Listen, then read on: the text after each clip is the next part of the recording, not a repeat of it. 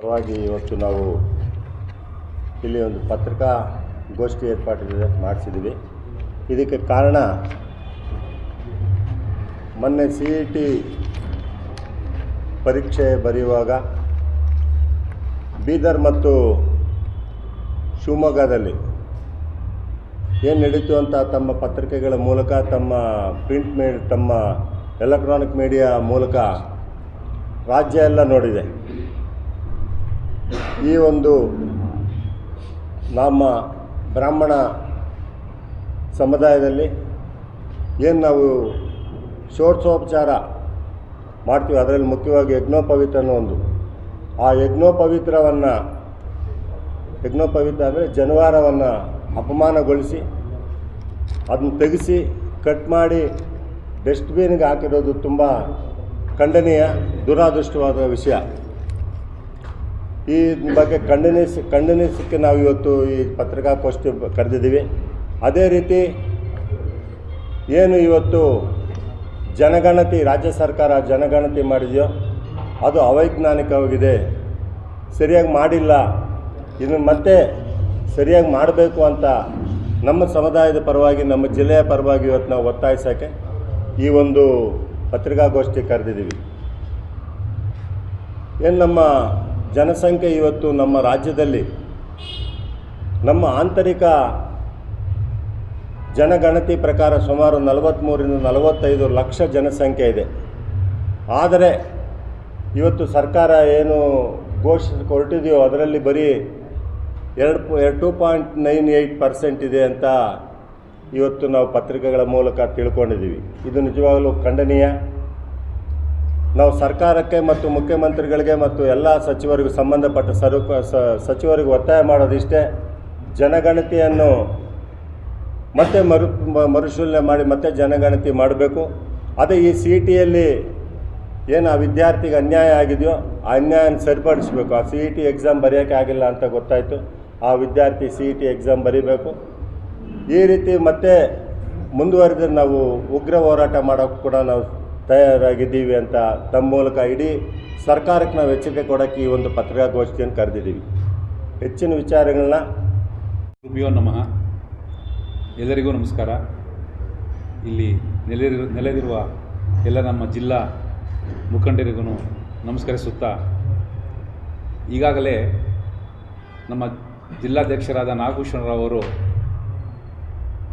ಸೂಕ್ಷ್ಮವಾಗಿ ನಾವು ಸೇರಿರ್ತಕ್ಕಂಥ ಕಾರಣನ ತಿಳಿಸಿದ್ದಾರೆ. ಮೊದಲನೇದಾಗಿ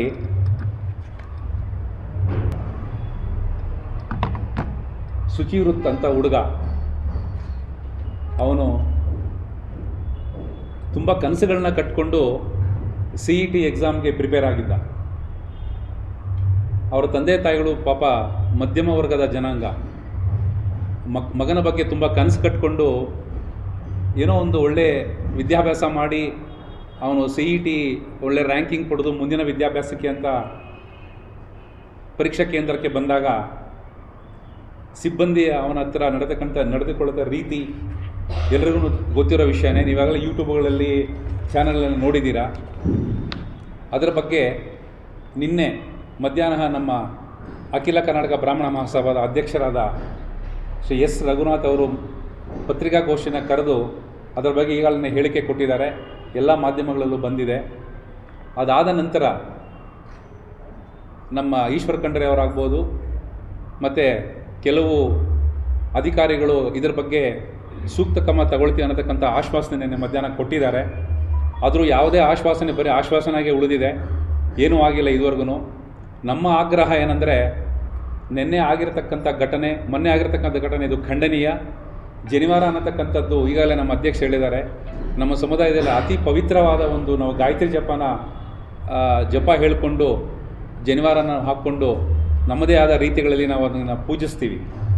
ಅಂಥ ಜನಿವಾರನ ಕಟ್ ಮಾಡಿ ಒಂದು ಡಸ್ಟ್ಬಿನ್ಗೆ ಹಾಕೋದು ಅಂತ ಹೇಳಿದ್ರೆ, ಬ್ರಾಹ್ಮಣ ಸಮುದಾಯ ನಾವು ಏನು ಇವತ್ತಿನ ದಿವಸದಲ್ಲಿ ನಾವು ಸರ್ವೇ ಜನ ಸುಖಿನ ಭವಂತು ಅಂತ ಹೆಸರು ತಗೊಂಡಿರ್ತಕ್ಕಂಥ ಸಮುದಾಯ ನಮ್ಮದು.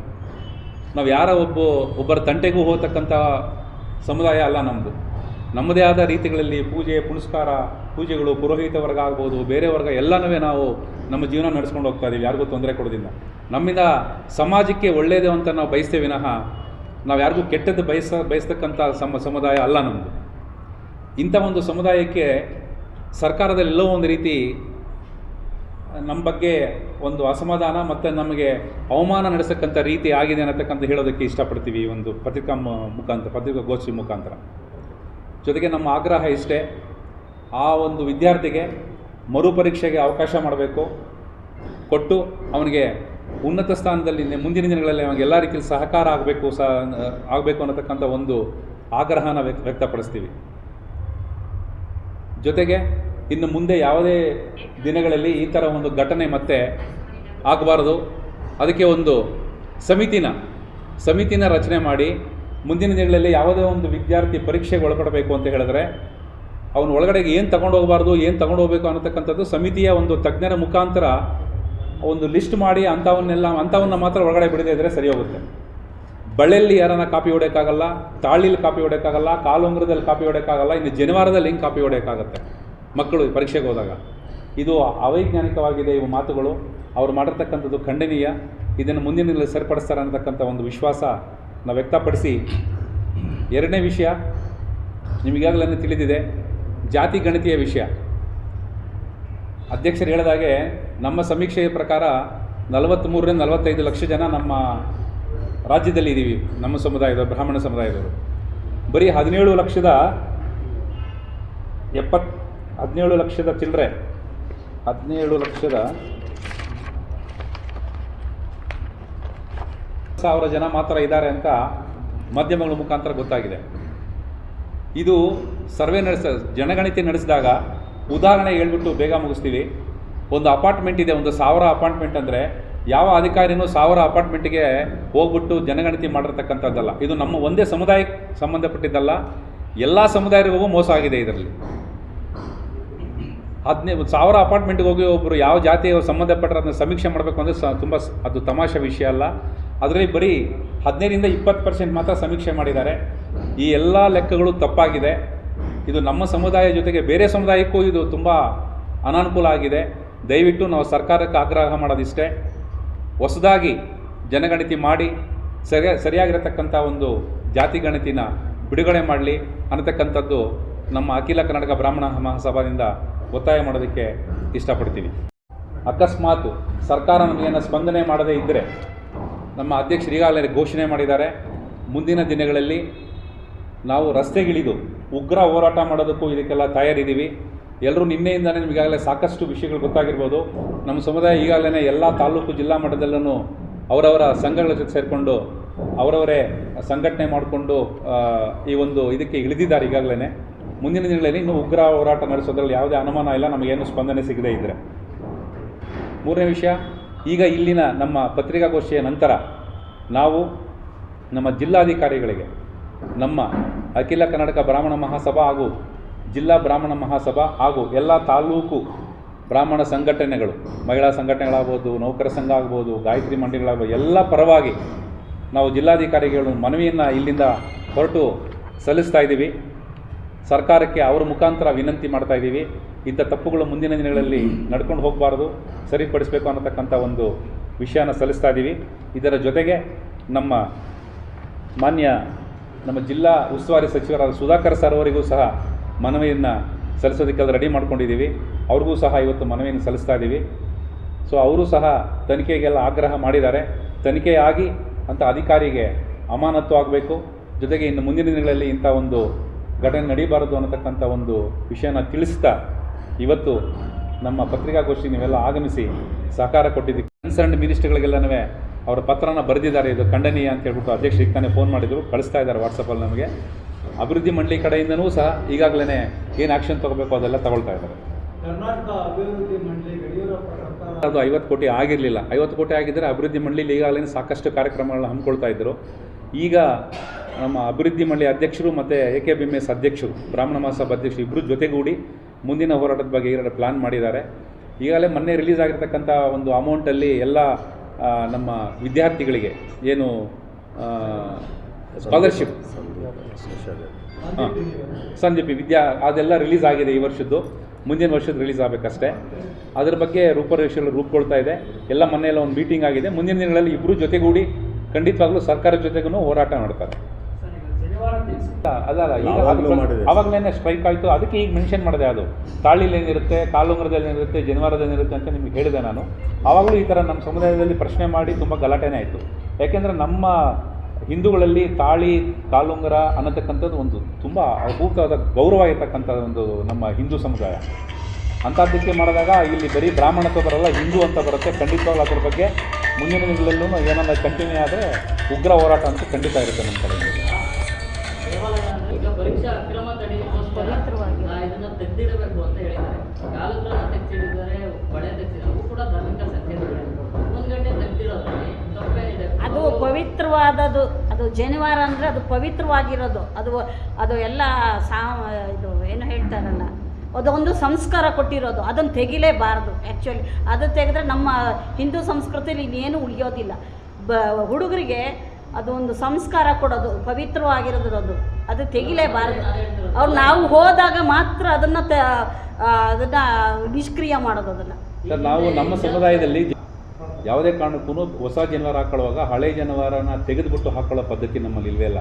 ಒಂದು ಸರಿ ಉಪನಯನ ಅಂತ ಆದಮೇಲೆ ಜನವಾರ ಇರಲೇಬೇಕು ಅನ್ನತಕ್ಕಂಥ ಒಂದು ಸಂಪ್ರದಾಯ ನಮ್ಮಲ್ಲಿ ಆ ಒಂದು ಇದಿದೆ. ಸೊ ಅದಕ್ಕೆ ಅದು ತೆಗೆದ್ರೆ ಇದಾಗಿರೋರು, ಏನು ಉಪನಯನ ಆಗಿರೋರು ಏನೋ ಅಮಂಗಲ ಅಂತಕ್ಕಂಥದ್ದು ಒಂದು ನಮ್ಮಲ್ಲಿದೆ. ತೆಗಿಬಾರದು. ಜನಿವಾರದಲ್ಲಿ ಏನು ಕಾಪಿ ಹೊಡೆಯೋಕ್ಕೆ ಆಗುತ್ತೆ ನೀವೇ ಹೇಳಿ ಸರ್. ಅವ್ರು ಏನು ಹಾಕ್ಕೊಂಡು ಕಾಪಿ ಮಾಡೋಕ್ಕಾಗ ಜನಿವಾರದಲ್ಲಿ?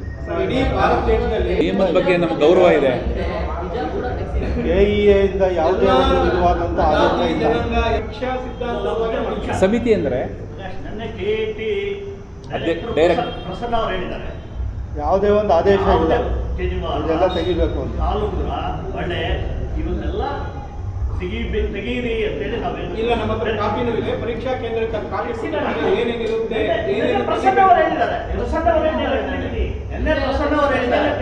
ನಾವು ಇದನ್ನ ಗೈಡ್ಲೈನ್ಸ್ ಕೊಡುವಾಗ ಇವನ್ನೆಲ್ಲ ತೆಗಿಬೇಕು ಅಂತೇಳಿ ನಾವು ಗೈಡ್ಲೈನ್ಸ್ ಕೊಟ್ಟಿಲ್ಲ. ಇಲ್ಲೇನು ನನ್ನೇನು ಹೇಳೋರು ಅವರು, ನಾವು ಗೈಡ್ಲೈನ್ಸ್ ಕೊಟ್ಟಿದ್ದೀವಿ, ಆದ್ರಿಂದ ಅದು ಅವ್ರು ಮಾಡಿರೋ ಸರಿ ಇದೆ ಅಂತ. ನಾವು ಪ್ರಸನ್ನ ಅವರು ಒಪ್ಕೊಂಡಿದ್ದಾರೆ, ಇಲ್ಲ ನಾವು ಮಾಡಿರೋದು ಸರಿ ಇಲ್ಲ, ಅದು ಅವ್ನು ಮಾಡಿರೋ ಸರಿ ಇಲ್ಲ, ಗೈಡ್ಲೈನ್ಸ್ ಇದೆ, ಆ ರೀತಿ ಅದನ್ನ ತೆಗಿಬೋದು. ಗೈಡ್ಲೈನ್ಸ್ ಇದೆ. ಗೈಡ್ಲೈನ್ಸ್ ಅಲ್ಲಿ ಏನಿದೆ ಅಂದ್ರೆ ಹಿಂಸೆಗಿಂತ ಜನಿವಾರ 1 ಅವರ್ ತೆಗೆಯುವುದು ಅಂತ ಹೇಳ್ತಾ ಇಲ್ಲ. ಜನಿವಾರ ಒಂದ್ಸಲ ಹಾಕೊಂಡ್ಬಿಟ್ರೆ ನಾವು ಇಡೀ ದ್ವಿಜನಿಗೆ ಜನಿವಾರ, ಅವನ ಜೊತೆಯಲ್ಲಿ ಏನು ಸುಡುವಾಗ ಅವನ ಜೊತೆಲಿ ಹೋಗೋದು ಜನಿವಾರ ಒಂದೇ. ಅರ್ಥ ಆಯ್ತಾ? ಆ ಜನಿವಾರವನ್ನು 1 ಅವರ್ ಅಲ್ಲ, 1 ನಿಮಿಷ ತೆಗೆಯೋ ಹಂಗಿಲ್ಲ. ಆಯ್ತಾ? ಇಷ್ಟು ಸ್ನಾತಕೋತ್ತರ ಪರೀಕ್ಷೆಗಳು ನಡೆದಿದೆ. 100 ವರ್ಷದಿಂದ ಎಕ್ಸಾಮ್ಸ್ ಮಾಡ್ತಾ ಇದ್ದಾರೆ. ಯಾವತ್ತೂ ನಮ್ಮ ಜನಿವಾರದ ಬಗ್ಗೆ ಯಾರೂ ತಲೆ ಕೆಡಿಸ್ಕೊಂಡಿಲ್ಲ. ನಿನ್ನೆನೂ ಕೇಳಿದ್ದೀನಿ, ಇವರು ಹಿಜಾಬ್ ಬಗ್ಗೆ ಕೇಳಿದ್ರು. ಇದೇ ಹಿಜಾಬ್ ಬಗ್ಗೆ ನಿನ್ನೆ ಒಂದು ಹುಡುಗಿನ ಹಿಜಾಬ್ ತೆಗಿಬೇಕು ಅಂತಿದ್ದಕ್ಕೆ ಆ ಹುಡುಗಿ ಎಕ್ಸಾಮ್ ಬರದೆ ಹಿಂದೆ ಹೋಗಿದ್ದಾರೆ. ಅರ್ಥ ಆಯ್ತಾ? ಅವ್ರವ್ರ ಧರ್ಮ, ಅವ್ರವ್ರ ಇದು ಅವ್ರಿಗಿದೆ. ಜನಿವಾರ ತೆಗಿಬೇಕು, 1 ಅವರ್ ತೆಗೆಯೋದು, ಅರ್ಧ ತೆಗೆಯೋದು ಇದೇನು ಈ ವಸ್ತು ಅಲ್ಲ. ಯಜ್ಞೋಪವೀತಂ ಪರಮಂ ಪವಿತ್ರಂ ಅಂತ ಹಾಕ್ಕೊತೀವಿ. ಯಜ್ಞೋಪವೀತ ಅದು ಪರಮ ಪವಿತ್ರವಾದಂತಹದ್ದು. ಆಯಿತಾ? ಎಷ್ಟೋ ಜನ ಈ ಯಜ್ಞೋಪವೀತವನ್ನು ಮುಟ್ಟಿ ಭಸ್ಮ ಆಗಿದ್ದಾರೆ. ಆದ್ದರಿಂದ ದಯವಿಟ್ಟು, ಯಾಕಂದರೆ ನಮ್ಮ ಧರ್ಮ ಉಳಿಬೇಕು. ನಮ್ಮ ಭಾರತ ದೇಶ ಅಂದರೆ ಒಂದು ಹಿಂದೂ ಧರ್ಮ. ಹಿಂದೂ ಧರ್ಮ ಉಳಿಸಬೇಕು. ಎಲ್ಲ ಧರ್ಮಗಳು ಉಳಿಬೇಕು ಅಂದರೆ ಪ್ರತಿಯೊಂದು ಧರ್ಮದಲ್ಲಿ ಅವರವ್ರು ಏನೇನು ಇದೆಯೋ ಅದನ್ನು ನಾವು ಕಾಪಾಡ್ಕೊಂಡು ಬರಬೇಕು. ಅದನ್ನು ಬಿಟ್ಬಿಟ್ಟು ನೀವು ಶನಿವಾರ ಒಂದು ಅರ್ಧ ಗಂಟೆ ತೆಗೀರಿ, 1/4 ಗಂಟೆ ತೆಗೀರಿ, ಅವೆಲ್ಲ ತೆಗೀಬಾರ್ದು. ಇಷ್ಟು 100 ವರ್ಷದಿಂದ ಯಾವುದೂ ಆಗಿಲ್ಲ. ನಾವು ಖಂಡಿತವಾಗ್ಲೂ ಮೊದಲನೇ ಕಾನೂನಕ್ಕೆ ಒತ್ತು ಕೊಡ್ತೀವಿ, ಜೊತೆಗೆ ಸಂಪ್ರದಾಯಕ್ಕೂ ಅಷ್ಟೇ ಈಕ್ವಲ್ ಆಗಿ ನಾವು ಒತ್ತಡ ಕೊಡ್ತೀವಿ ಸರ್, ಖಂಡಿತವಾಗ್ಲೂ. ಯಾಕೆಂದರೆ ನಮ್ಮಲ್ಲಿ ಈಗಲೇ ಹೇಳಿದ್ದೀವಿ, ಕಾನೂನಿನ ಒಳಗಡೆ ಇರತಕ್ಕಂಥ ಸಂಪ್ರದಾಯಕ್ಕೆ ನಾವು ಯಾವುದೇ ಕಾರಣಕ್ಕೂ ನೆಗೋಷಿಯೇಷನ್ಸ್ ಇಲ್ಲ. ನಾವು ಮಾಡತಕ್ಕಂಥ, ನಾವು ಈಗಲೇ ಹೇಳಿದ್ದೀವಿ, ಸರ್ವೇ ಜನ ಸುಖಿನೋ ಭವನ ಅಂತ, ನಾವು ಯಾರಿಗೂ ತೊಂದರೆ ಕೊಡೋ ಜನಾಂಗ ಅಲ್ಲ. ಆ ಥರ ಇದ್ದಾಗ ನಾವು ಕಾನೂನು ಭಂಗ ಮಾಡೋದಕ್ಕೆ ಸಾಧ್ಯನೇ ಇಲ್ಲ. ನಮ್ಮ ಸಮುದಾಯದಲ್ಲಿ ಯಾವುದಾದ್ರು ಹಿಸ್ಟ್ರಿ ಇದ್ರೆ ಹೇಳಿ, ಕಾನೂನು ಭಂಗ ಮಾಡಿರ್ತಕ್ಕಂಥದ್ದು. ನಿಮ್ಗೇನು, ನೀವು ಪತ್ರಕರ್ತರಿದ್ದೀರಾ, ನಿಮ್ಮ ಕಡೆಯಿಂದ ಒಂದು ಯಾವುದಾದ್ರು ಉದಾಹರಣೆ ಇದೆ, ದಯವಿಟ್ಟು ನಮ್ಗೆ ತಿಳಿಸ್ಬೋದು. ನೀವು ಕಾನೂನಲ್ಲಿ ಇದ್ದರೆ ಜನಿವಾರ ತೆಗಿಬೇಕು ಅಂದರೆ ಅವ್ರು ಪರಿಶೀಲನೆ ಮಾಡಬೇಕು. ಖಂಡಿತ ಇಲ್ಲ ಅನ್ಸುತ್ತೆ. ಆಮೇಲೆ ನಮ್ಮನೆ ಹೆಣ್ಣುಮಗಳು ನಮ್ಮ ಮಿಸ್ಸಸ್ಗೆ ಎಲ್ಲ ಎಕ್ಸಾಮ್ಗೆ ಹೋದಾಗ ಅವ್ರು ತಾಳಿ ತೆಗೆದಿದ್ದಾರೆ, ಕಾಲೂರು ತೆಗೆದಿದ್ದಾರೆ, ನಾನು ಏನು ಅನ್ನಿಸ್ಬೋದು ತಾವೇ ಹೇಳಿ ಸರ್. ಒಂದು ಸ್ವಲ್ಪ ಮನೆಗೆ ಬಂದಾಗ ಏನು ಅನ್ನಿಸ್ಬೋದು? ನಮಗೆ ನೋವಾಗುತ್ತೆ. ಎಲ್ಲದಕ್ಕಿಂತ ಹೆಚ್ಚಾಗಿ ನಿನ್ನೆ ಆಗಿರೋದು ಒಬ್ಬ ಹುಡುಗನ ಭವಿಷ್ಯ. ಅವನ ಎಕ್ಸಾಮ್ ಬರೆದಿರ ಹೊರಗಡೆ ಹೋಗಿದ್ದಾನೆ ಅಂದರೆ ಅವ್ರ ತಂದೆ ತಾಯಿಗಳು ಮಗನ ಬಗ್ಗೆ ಇಟ್ಕೊಟ್ಟಿರ್ತಕ್ಕ ಕನಸು ಏನಾಗುತ್ತೆ? ಇವತ್ತು ಎಕ್ಸಾಮೇ ಬರ್ಸಿಲ್ಲ ಅವನಿಗೆ. ಜನಿವಾರ ತೆಗೆಸಿದಾರೆ ಅನ್ನೋದಕ್ಕೋಸ್ಕರ ಎಕ್ಸಾಮ್ ಬರ್ತಿದ್ರು. ತೆಗಿ ಅಂದಿದ್ದಕ್ಕೆ ಎಕ್ಸಾಮ್ ಬರೆದಿಲ್ಲ. ಒಂದು ಉದಾಹರಣೆ, ಇನ್ನೊಂದು ಊರಲ್ಲಿ ಜನಿವಾರ ತೆಗೆದು ಕಟ್ ಮಾಡಿಬಿಟ್ಟು ಡಸ್ಟ್ಬಿನ್ಗೆ ಹಾಕಿ ಎಕ್ಸಾಮ್ ಬರ್ಸಕ್ಕೆ ಕಳಿಸಿದ್ದಾರೆ ಅವನಿಗೆ. ಈ ಹುಡುಗ ನನಗೆ ಎಕ್ಸಾಮ್ ಹೋದ್ರೂ ಪರವಾಗಿಲ್ಲ ಅಂತೇಳಿ ಮನೆಗೆ ಹೋಗಿದ್ದಾರೆ ವಾಪಸ್.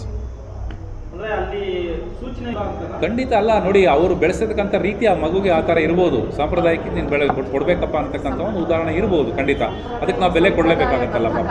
ಯಾರದೇ ಮಗು ಆದರೂ ಮಗುನೇ ಅಲ್ವಾ. ಸರ್